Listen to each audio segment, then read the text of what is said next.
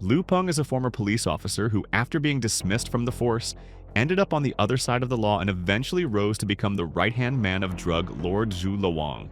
Over time, Zhu decides to expand his operation and form an alliance with Na Hua, a dealer operating out of a neighboring country.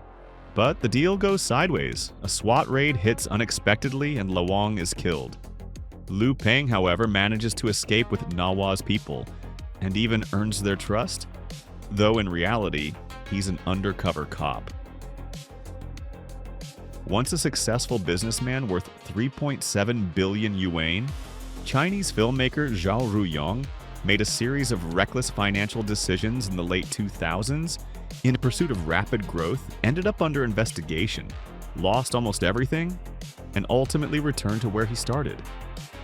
These days, he's back to writing, producing, and directing, but instead of large-scale TV dramas for China's top channels, he's churning out low-budget online films that rely on quantity over quality.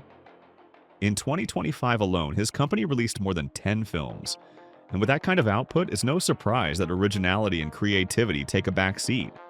Zhao's scripts often feel as if they were assembled by algorithms, stitched together from familiar genre cliches into censorship-safe formulas. While production is optimized for efficiency, movies are shot in batches, and anything complex or visually demanding is deferred to post-production rather than handled on set. Operation Golden Shield ended up among Zhao's top 3 most profitable projects of the year, but that success has little to do with quality.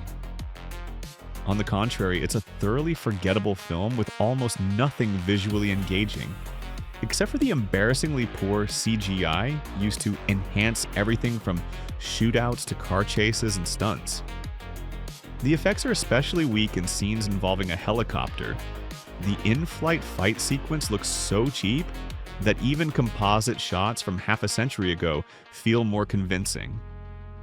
As for the story, it's standard genre filler about brave undercover cops constantly walking a razor's edge, somehow managing to complete their mission without breaking the law.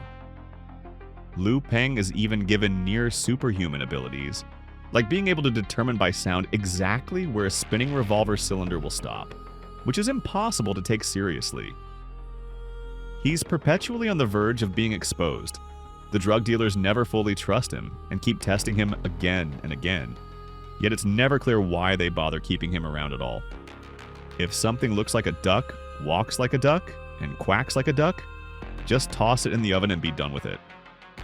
So why did Operation Golden Shield perform slightly better than Zhao Rui-Yong's other films? Most likely because of its pace and density. The opening action sequence alone takes up about a quarter of the runtime, and overall there's little room for reflection beyond the genre's obligatory dose of patriotism. Lu Peng isn't a flesh-and-blood character so much as a machine of justice, existing solely to sacrifice himself at the crucial moment for a higher cause. It's hard to believe, but easy to want to believe. In that sense, the film delivers a 2-for-1. You get your action fix, and you walk away with a renewed sense of respect for those who defend their country.